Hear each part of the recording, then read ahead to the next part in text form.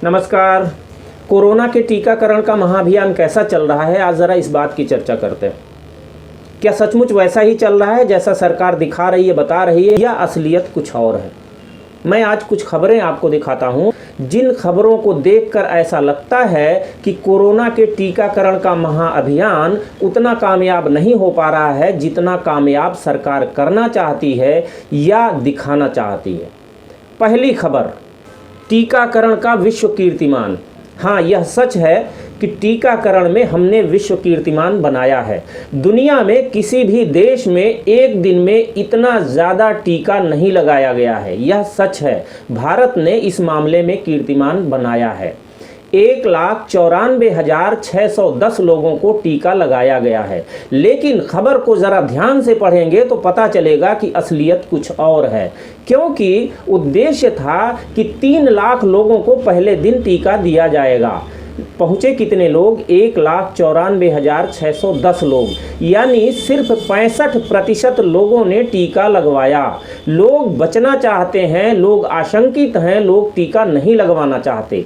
हम आप जानते हैं कि जब हम कोई कार्यक्रम करते हैं तो पहले दिन पूरी ताकत लगा देते हैं उसको कामयाब करने के लिए। वो पूरी ताकत सरकार ने लगाई थी, फिर भी अगर बात केवल 65% तक पहुंची है तो इसका मतलब यह है कि लोग टीका नहीं लगवाना चाहते।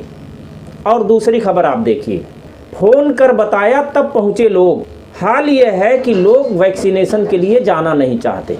तीसरी खबर आप देखिए, टीका लगवाने से डरे कर्मी, दूसरी लिस्ट बनानी पड़ी। ये राजीव गांधी सुपर स्पेशलिटी अस्पताल की बात है कि अस्पताल के कर्मचारी ही टीका लगवाने से बचना चाहते हैं। और एक खबर देखिए, ज़्यादा उत्साह नहीं दिखा। ये दीनदयाल उपाध्याय अस्पताल की बात है। तो आप सोचिए कि स्थिति क्या है, लोगों की स्थिति क्या है। कर्मचारी ही अस्पताल के आशंकित हैं कि टीका कितने काम का है या कितने काम का नहीं है। और इससे बड़ा प्रमाण मैं देता हूं। एक तरफ हमारे प्रधानमंत्री जी कह रहे हैं बड़े भले मन से, उनको कहना ही चाहिए। वे तो वही मानेंगे जो डॉक्टर कहेंगे, विशेषज्ञ कहेंगे, WHO कहेगा, तो उनका दोष नहीं है। वो पूरी ताकत लगा रहे हैं इस बात को कहने में कि जनता भ्रम में ना आए, टीके को सुरक्षित समझे और उसे बेहिचक लगवाए। लेकिन दूसरी तरफ आज की ही ये खबर है, डॉक्टर राम मनोहर लोहिया अस्पताल के डॉक्टरों ने वैक्सीनेशन पर सवाल उठाया है। सवाल क्या है? वो विरोध कर रहे हैं वैक्सीन लगवाने का। क्यों? इसलिए कि 2 तरह की वैक्सीन लगाई जा रही है, कोवैक्सीन और कोविशील्ड।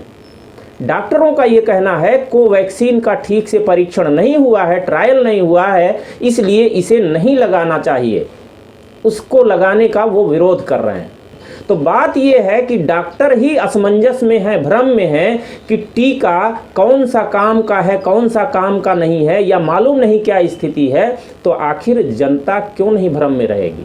ठीक है, कई तरह की फर्जी खबरें हो सकती हैं, लेकिन टीके के मामले में कायदे से साबित हो रही हैं कि टीकों पर बहुत ज़्यादा भरोसा नहीं किया जा सकता।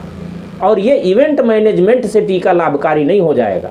जो किसी एक रिपोर्टर को प्रायोजित तरीके से कोई टीका लगा के कहा जा रहा है कि अब आप कैसा महसूस कर रहे हैं, टीका लगा के क्या तुरंत आदमी कुछ और अच्छा महसूस करने लगेगा या कुछ समय लगेगा? उसको इम्यूनिटी विकसित होगी, इसके बाद उसका परिणाम आएगा। लेकिन इधर टीका लगाया, उधर इंटरव्यू कि बड़ा अच्छा लग रहा है। तो आप समझिए कि चीज़ें क्या हो रही हैं। टीकाकरण नहीं, इवेंट मैनेजमेंट हो रहा है। महाअभियान, दुनिया का सबसे बड़ा टीकाकरण अभियान चलाया जा रहा है। क्या दुनिया का सबसे बड़ा टीकाकरण अभियान हो जाने से ही कोरोना से हम बच जाएंगे? दवा कारगर होगी तो बचेंगे। कोई अभियान छोटा या बड़ा होने से हम किसी बीमारी से बच नहीं सकते हैं। यह क्या है? आप ज़रा सा सोचिए कि क्या किसी अभियान के बहुत बड़ा हो जाने से कोई बीमारी भाग जाएगी? दवा कारगर होगी तो बीमारी भागेगी। अभियान के छोटा या बड़ा होने से क्या फ़र्क पड़ता है? यह सिर्फ इवेंट मैनेजमेंट है। एक तरफ टीकों को बीमारी से सुरक्षा की गारंटी के रूप में प्रचारित किया जा रहा है, दूसरी तरफ एक खबर और है, वह भी आज की ही है। WHO जिसने सारा तामझाम खड़ा किया, जिसने सारी दुनिया को एक रास्ते पर लाकर खड़ा कर दिया कि वैक्सीनेशन हो, लॉकडाउन हो, सोशल डिस्टेंसिंग हो, ये सारे तामझाम उसी के बनाए हुए किए हुए जिसको हम भुगत रहे हैं, वही कह रहा है वैक्सीनेशन शुरू होने के बाद कि वैक्सीन सुरक्षा की कोई गारंटी नहीं है। आप खबर पर जरा ध्यान दीजिए। जो वैक्सीन पासपोर्ट की बात थी, WHO ने उसको खारिज कर दिया है कि उसको जारी करने से मना कर दिया है।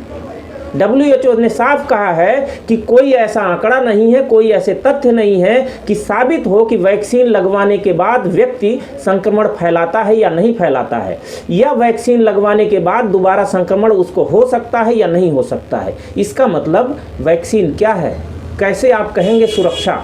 दुनिया की सबसे बड़ी स्वास्थ्य की संस्था जिसके आधार पर आप सारा काम कर रहे हैं, वही कह रही है कि वैक्सीन सुरक्षा की गारंटी नहीं है। फिर हम क्यों लगवाएं वैक्सीन?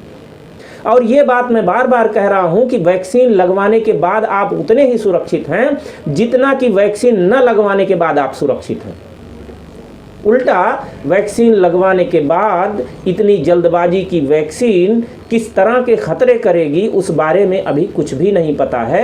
हो सकता है 2, 4, 6 साल बाद उसके नतीजे आएं और तब हम पछताने के अलावा और कुछ न कर सकें। और दरअसल महाअभियान किस बात पर चलाने की ज़रूरत है, इस बात को ज़रा सा समझ लिया जाए तो शायद देश की तकदीर बदल जाएगी। आज ही की खबर एक और आप देखिए। सांसत, हवा में मानक से लगभग 4 गुना ज़्यादा प्रदूषण। आप सोचिए ज़रा सा। प्रदूषण की स्थिति देश में यह है कि लांसेट, जो स्वास्थ्य की दुनिया की मशहूर पत्रिका है, उसकी रिपोर्ट है कि 2019 में भारत में 16,70,000 लोग मौत के शिकार हुए हैं वायु प्रदूषण से।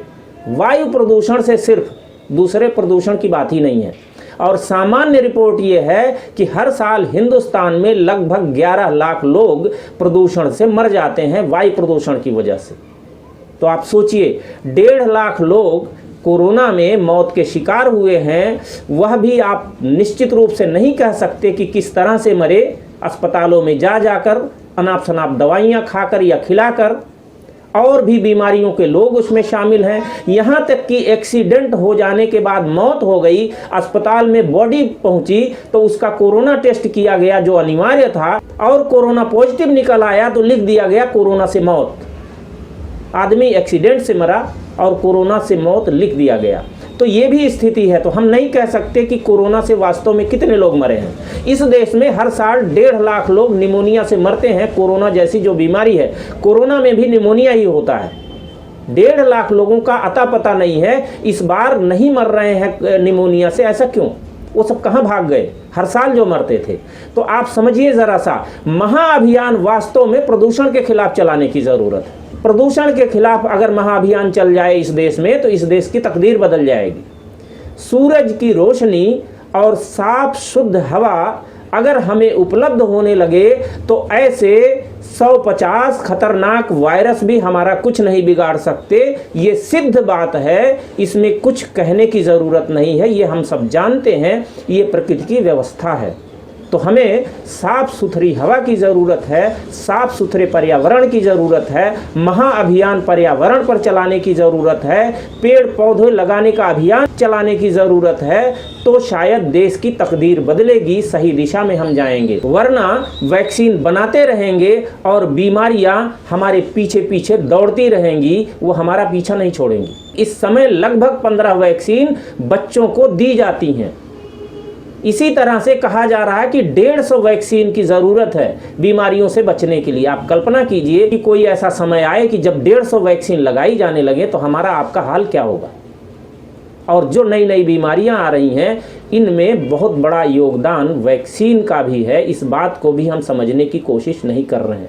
नकली तरीकों से सेहत बचाई नहीं जा सकती, असली तरीकों पर ही आना पड़ेगा, प्रकृति के पास ही आना पड़ेगा, तो ही हमारी सेहत बचेगी, मानवता की सेहत बचेगी। इस नाते ये वैक्सीन फौरी चीज़ें आपात व्यवस्था के तौर पर अगर ज़रूरत पड़ जाती है तो ठीक है, किया जाना चाहिए, लेकिन यह पुख्ता व्यवस्था नहीं है। हमें सही रास्ते पर दोबारा से लौटने की ज़रूरत है। और अगर ऐसा हो जाए तो वास्तव में देश की नहीं दुनिया की तकदीर बदल जाएगी। आज बस इतनी सी बात। बहुत बहुत धन्यवाद। वंदे मातरम।